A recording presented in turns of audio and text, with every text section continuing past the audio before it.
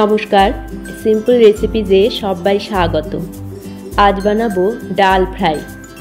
তো চলুন শুরু করা যাক। ডাল ফ্রাই বানানোর জন্য নিয়েছি 1 কাপ মসুর ডাল আর হাফ কাপ মুগ ডাল।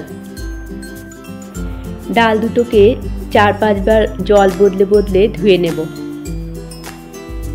ধুয়ে নিয়েছি, এবারে ডালটাকে সেদ্ধ করে নেব। একটা পাত্রে অল্প জল নিয়েছি, জলটা ফুটে উঠলে ডালটা দিয়ে দিলাম। যে ফেনাগুলো তৈরি হয়েছে ফেনাটাকে ফেলে দিলাম।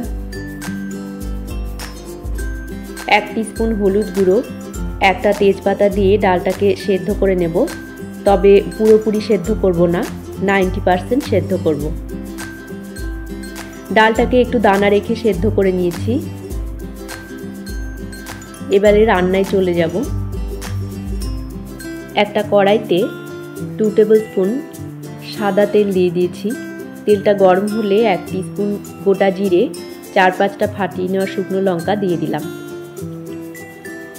জিরে আর শুকনো লঙ্কাটাকে ভেজে নেব হালকা। 3 টিস্পুন রসুন কুচি, 2 টিস্পুন আদা কুচি দিয়ে দিলাম। ভালো করে ভেজে নেব।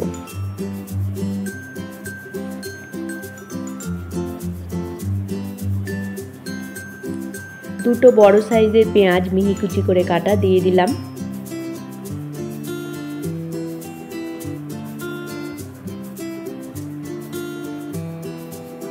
টু টিস্পুন কাঁচা লঙ্কা কুচি দিয়ে দিলাম।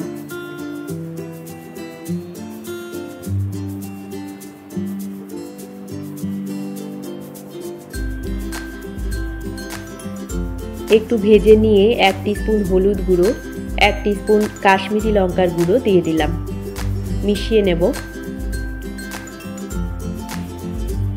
3টে বড় সাইজের টমেটো মিহি করে কাটা দিয়ে দিলাম।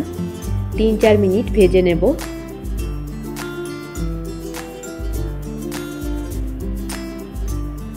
স্বাদ মতো লবণ দিয়ে দিলাম।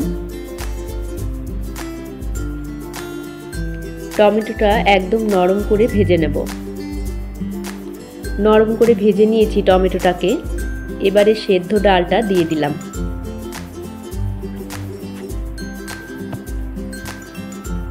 মিশিয়ে নেব।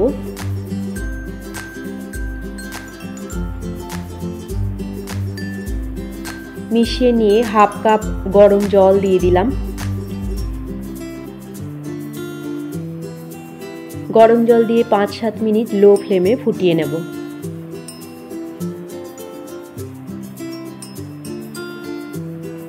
একটা তড়কা প্যানে 2 টেবিল স্পুন সাদা তেল দিয়ে দিলাম।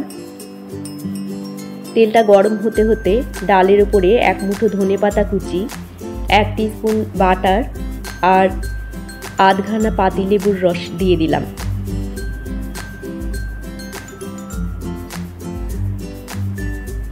এদিকে আমাদের তেলটা গরম হয়ে গেছে।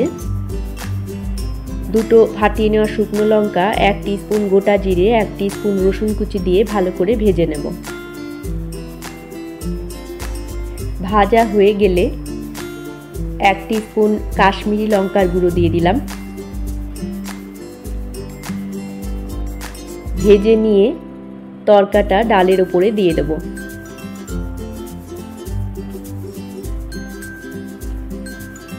তৈরি হয়ে গেল আমাদের ডাল ফ্রাই। ভাত, রুটি সবের সাথেই ভালো লাগে ডাল ফ্রাই। রেসিপি ভালো লাগলে আপনারাও এইভাবে বাড়িতে বানিয়ে দেখতে পারেন। আশা করি আপনাদেরও ভালো লাগবে। সবাইকে ভালো থাকার শুভেচ্ছা জানিয়ে আজকের মতো এখানেই শেষ করছি। দেখা হচ্ছে পরবর্তী পর্বে। ধন্যবাদ।